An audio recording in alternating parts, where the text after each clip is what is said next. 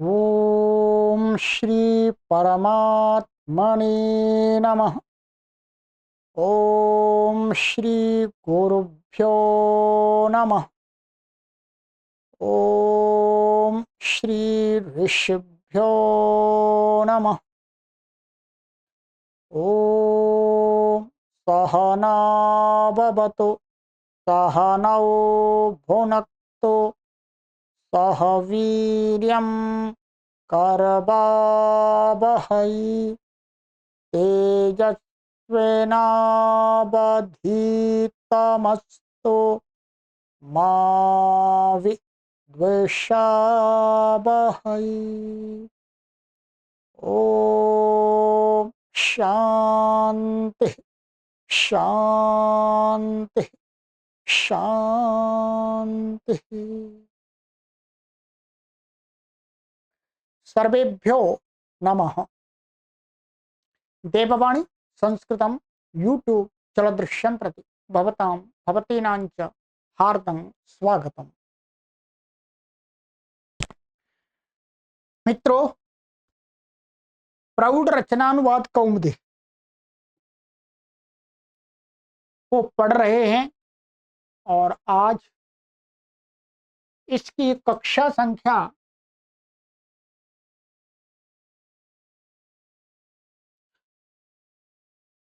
27वीं 27वीं कक्षा को आज पढ़े। 26 कक्षाएं हमारी हो गई हैं, 27वीं कक्षा को पढ़े। चलिएगा, 4 अभ्यास हमारे पूरे कंप्लीट हो गए हैं।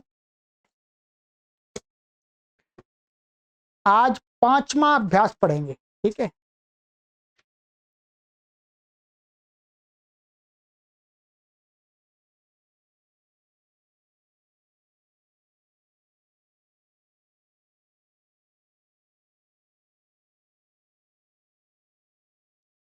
ये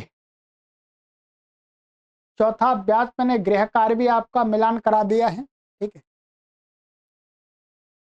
आज पढ़ेंगे 5वां अभ्यास। पुस्तक खोल लीजिएगा, पुस्तक तो सभी के पास में होनी चाहिए। पंचमः अभ्यासः।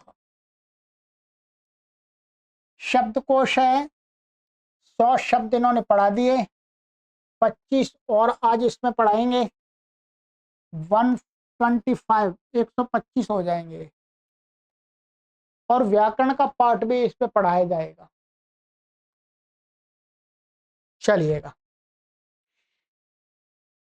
शब्दकोश है, इसमें एक विभाग में शब्द दिया है इन्होंने साधु। ये पुल्लिंग है, इसका अर्थ है सज्जन। साधु माने अच्छा व्यक्ति, सज्जन व्यक्ति।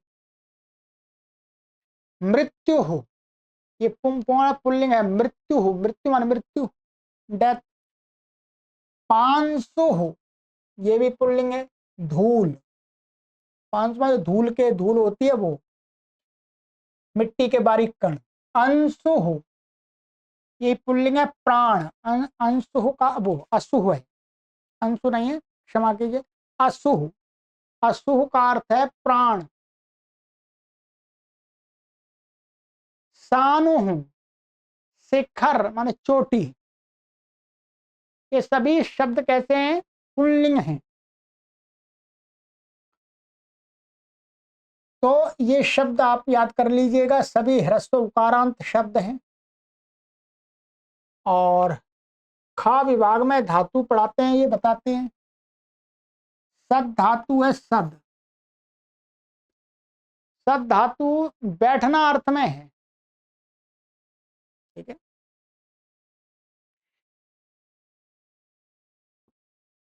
इसको आप देखेंगे जो धातु पाठ में है, तो धातु पाठ में जो यहाँ पर दी हुई है धातु, तो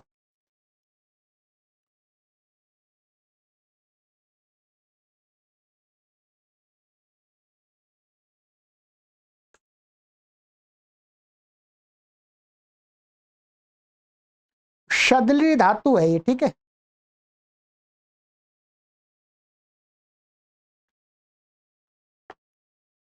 शदली विशरण गत्यवसादनेषु, ये धातु पाठ है, धातु पाठ की धातु है। क्या धातु है वास्तव में? ये ऐसी धातु है शद्री, और ये विसरण और गति और अवसाद, अवसादन, इन अर्थों में इसका प्रयोग है। तो गति यहाँ पर बैठना में अर्थ दे दिया है ना, खिन्न होना, तो इसी में से कोई अर्थ आ जाएगा। ठीक है, ये इसमें क्या, ये हट जाता है और जब इसका रूप चलाते हैं तो श मूर्धन इसको स हो जाता है, तो ये क्या बन जाता है, सद बन जाता है, ये व्याकरण के सूत्रों से। तो ये सद है बैठना और खिन्न होना, खिन्न माने दुखी होना अर्थ। अब ये एक धातु ले ली इन्होंने, अब इस धातु को भिन्न भिन्न उपसर्गों के साथ में प्रयोग करते हैं। ठीक है, तो उसका अर्थ अलग होता है।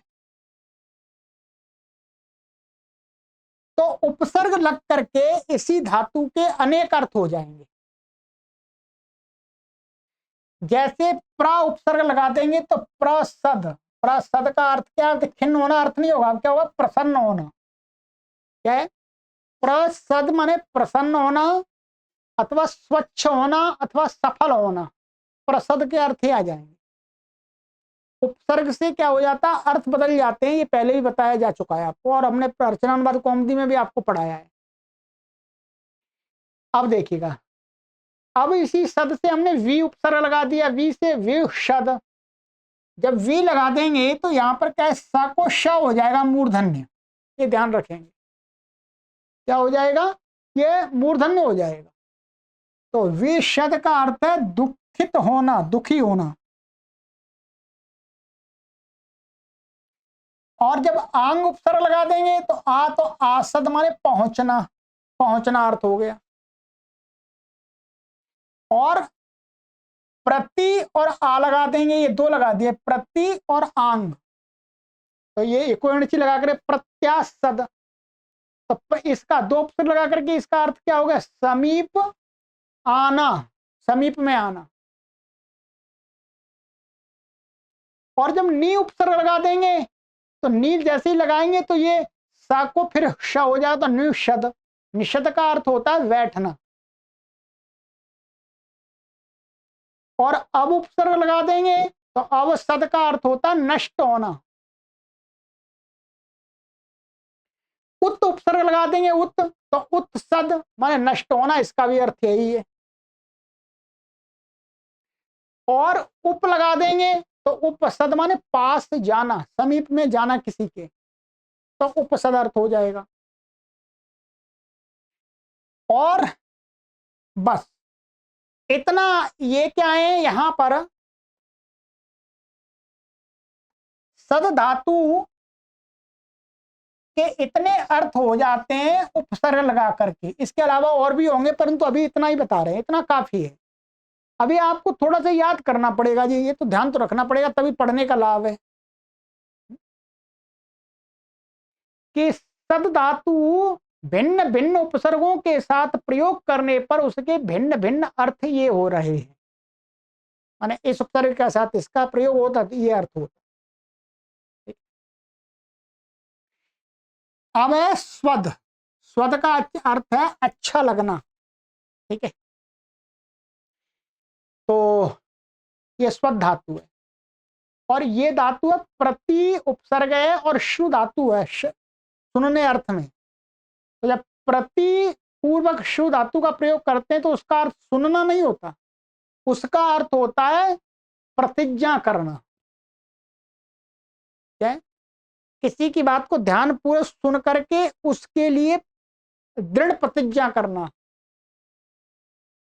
ठीक है, बस ये हो गया। और ये क्या है, ये शब्द दे दिया है ना, अब पूर्व का हन धातु का लुट प्रत्यांत अवहननम, तो इसका अर्थ है कूटना। ये क्या है, क्रियावाची पूरा बना करके दे दिया एक रूप से। इसके तो ये सुबंत बन गया, अब ये शब्द बन गया, माने एक तरह से प्रातिपदिक बन गया है। तो इसका ये है तो क्रियावाची कूटना अर्थ है इसका। अवहननम माने कूटना। परंतु इसके जैसे भवती भवता उस प्रकार से रूप नहीं चलेंगे। बाकी मुख्य रूप से आपको इसका तो एक शब्द का रूप अर्थ याद करना है, इन धातुओं को ये याद करना है कि ये धातु इस समय उपसर्ग पूर्वक इस अर्थ में प्रयोग होती है, तभी आप आगे वाक्य बना पाएंगे। ग विभाग में बता रहे हैं ये कृते माने लिए, ये तो आपको पढ़ा दिया हमने रचनानुवाद कौमुदी में और प्रारंभिक में ही पढ़ाया है। कृते, कृते का अर्थ क्या है? लिए। ग में पड़े हुए शब्द क्या होते हैं? अव्यय होते हैं। क्या होते हैं? अव्यय। ये एक ही अव्यय दिया इन्होंने इस अभ्यास में।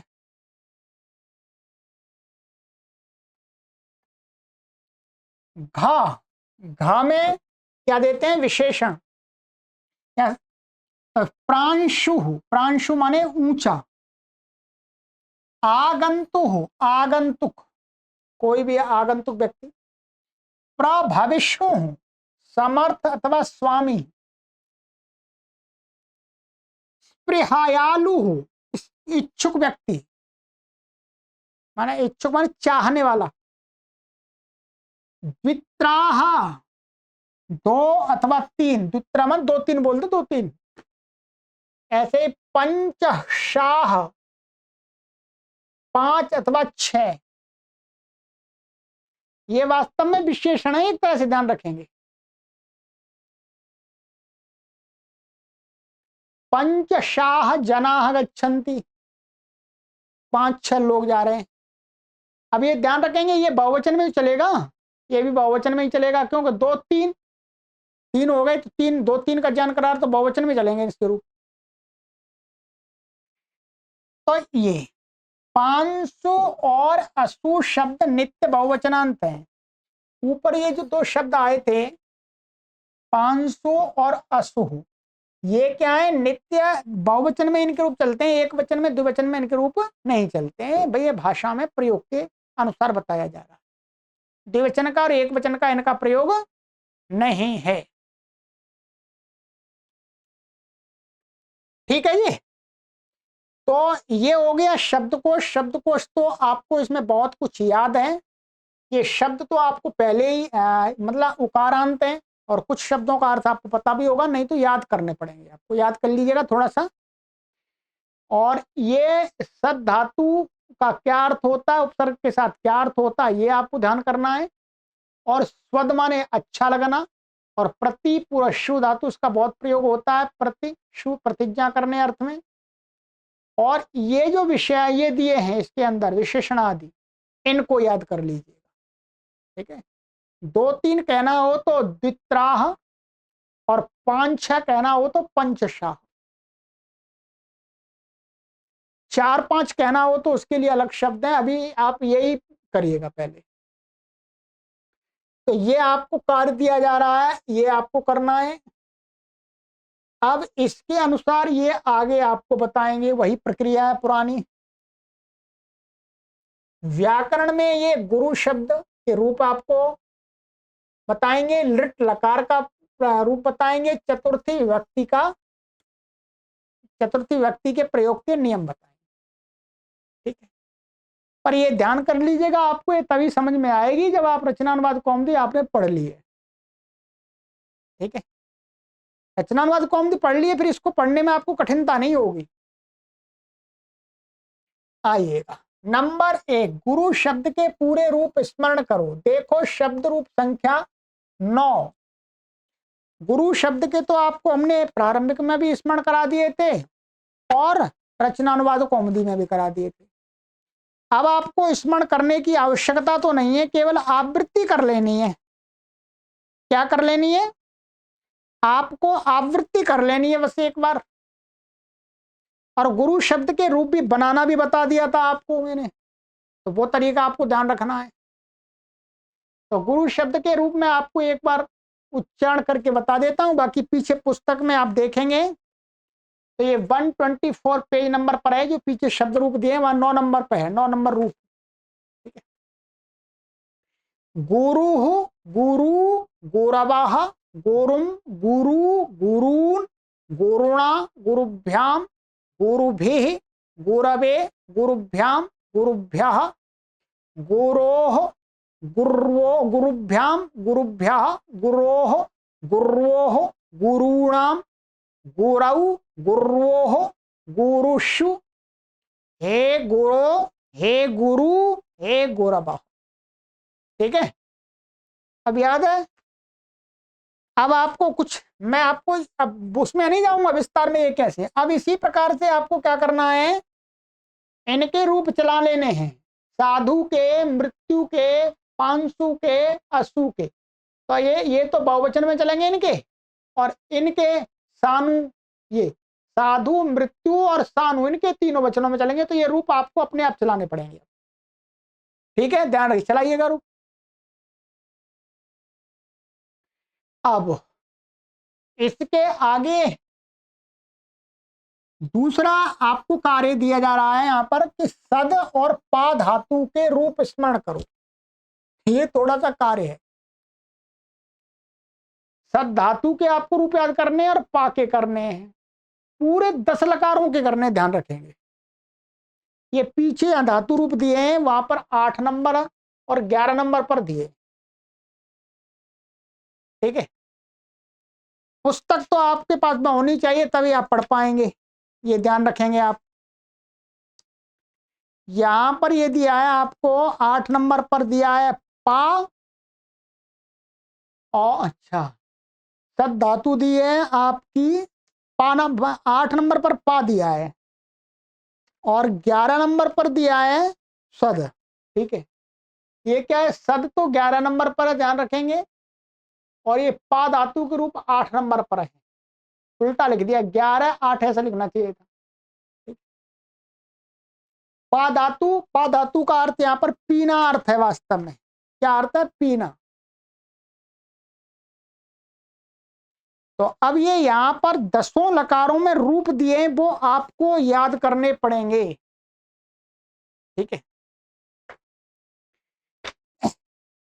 तो इसका उच्चारण मैं आपको करा देता हूं, कोई बात नहीं, उच्चारण करा देता हूं मैं। ठीक है, 10 लकारों में पहले दिया है इन्होंने लट लकार पा का, तो पा को क्या हो जाता है, 4 लकारों में पिब हो जाता है। ये तो पा धातु का 10 लकारों में, तो हमने उसमें भी करा दिया रचनानुवाद कौमुदी में। चलिएगा, लट लकार, पिबती पिबतः पिबंती पिबसी पिबथः पिबथ पिबामि पिबावः पिबामः। लोट लकार में पिबत्तु पिबताम पिबंतु पिब पिबतम पिबत पिबानि पिबाव पिबाम। लंग में अपिबत अपिबताम अपिबन अपिबाह अपिबतम अपिबत अपिबम अपिबाव अपिबाम। विधिलिंग पिबेत पिबेताम पिबेयुः पिबेह पिबेतम पिबेत पिबेयम पिबेव पिबेम। फिर हमारा लिट लकार, लिट लकार में क्या होता, पास्यति पास्यतः पास्यन्ति पास्यसि पास्यथः पास्यथ पास्यामि पास्यावः पास्यामः। लुट लकार में पाता पातारौ पातारः पातासि पातास्थः पातास्थ पातास्मि पातास्वः पातास्म। यहां पर क्या है, ये 4 लकारों के प्रथम पुरुष के रूप दिए, परंतु मैं आपको तीनों पुरुषों के रूपों का उच्चारण दे रहा हूं, ध्यान रखेंगे, आप लिख भी सकते हैं। फिर आशीर्लिंग में पेयात पेयास्ताम पेयासुः पेयाह पेयास्तम पेयास्त पेयासम पेयास्व पेयास्म। लिंग लकार में अपास्यत अपास्यताम अपास्यन अपास्यः अपास्यतम अपास्यात अपास्यम अपास्याव अपास्याम। लिट लकार, लिट लकार में पपऊ पपतुः पपुः पपिथ पपाथ। मध्यम पुरुष में एक वचन में 2 बनते हैं, पपिथ पपाथ पपथुः पाप और पपाऊ, पपाव, पपेव, पपेम, ऐसा बनेगा। क्या है? उत्तम पुरुष। पपाऊ, पपेव, पपेम। तो ये आपको याद करना पड़ेगा। लुंग लकार में अपात, अपाताम, अपुह, अपाह, अपातम, अपात, अपाम, अपाव, अपाम। तो ये हो गए आपके पा धातु के रूप। ठीक है। अब आ जाइएगा सद के। ठीक है। सद के, सद को क्या हो जाता है? 4 लकारों में उसको सीध हो जाता है। याद कराया आपको। तो लट लकार में सीदति, सीदतः, सीदंति, सीदसि, सीदथः, सीदथ, सीदामि, सीदावः, सीदामः। लोट सीदतु, सीदताम, सीदंतु, सीद, सीदतम, सीदात, सीदानि, सीदाव, सीदाम। ठीक है। ये हो गया।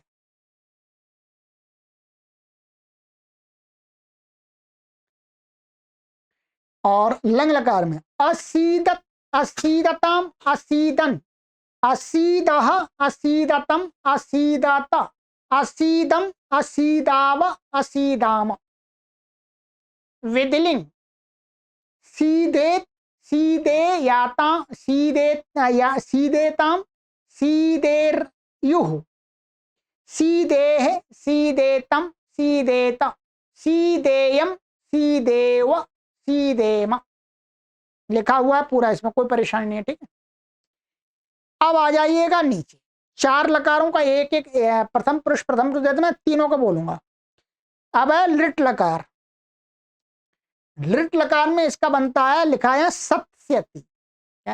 सत्स्यति, सत्स्यतः, सत्स्यन्ति, सत्स्यसि, सत्स्यथः, सत्स्यथ, सत्स्यामि, सत्स्यावः, सत्स्यामः। ठीक है। लुट लकार में सत्ता, सत्तारौ, सत्तारः, सत्तासि, सत्तास्थः, सत्तास्थ, सत्तास्मि, सत्तास्वः, सत्तास्मः। आशीलिंग में सद्यात्, सद्यास्ताम, सद्यासुः, सद्याः, सद्यास्तम, सद्यास्त, सद्यासम, सद्यास्व, सद्यास्म। लिंग लकार में, ठीक है, असत्स्यत, असत्स्यताम, असत्स्यन, असत्स्यः, असत्स्यतम, असत्स्यत, असत्स्यम, असत्स्याव, असत्स्याम। लिट लकार में, लिट लकार में पूरा दिया हुआ है, यहां पर आराम से देख सकते हैं। सादा, सेदतुः, सेदुः, सेदिथ, सत्थ। दो बनेंगे यहां, मध्यम पुरुष में दो बने। क्या है? सेदिथ और सत्थ। सेदथुः, सेद, ससाद, ससद, सेदिव, सेदिम। ठीक है। उत्तम पुरुष में भी दो बन रहे हैं। लुंग लकार में असदत, असदताम, असदन, असदाह, असदतम, असदत, असदम, असदाव, असदाम। ठीक है। अब ये याद तो करना ही पड़ेगा आपको। यदि आप व्याकरण पढ़ लेते हैं, अष्टाध्यायी भाष्य आदि पढ़ लेते हैं, फिर अपने आप ही रूप बन जाएंगे। फिर भी अभ्यास तो करना ही पड़ेगा। तो ये सद और पा धातु के रूप स्मरण करो। मैंने आपको उच्चारण करा दिया है, पुस्तक में लिखा हुआ है। जो नहीं लिखा हुआ वो मैंने आपको बता दिया। तो ये कार्य आपको करना है। ठीक है। तो ये कार्य आप आज की कक्षा में कर लीजिएगा, और अगली कक्षा में मैं आपको ये सारे इसके अंदर जो नियम पढ़ाए हैं वो मैं पढ़ाऊंगा। ठीक है। और गृह कार्य वो आपको दूंगा। तो इस प्रकार से एक अभ्यास 2 3 पढ़ाने को तो मैं एक ही कक्षा में आपको पढ़ा दूंगा, परंतु आपको पहले ये कुछ याद भी तो होना चाहिए जो बता रहे हैं। ठीक है। तो ये आपको आज याद करना, ये शब्दकोश हो गया और शब्द रूप हो गया, धातु रूप हो गया। ठीक है, इनमें से बहुत कुछ आपने रचनानुवाद कौमुदी में पढ़ लिया है, वहां पर आपको याद है, कुछ नहीं याद है उसको याद कर। ठीक है, चलिएगा आगे की कक्षा में मिलते हैं। सर्वेभ्यो नमः।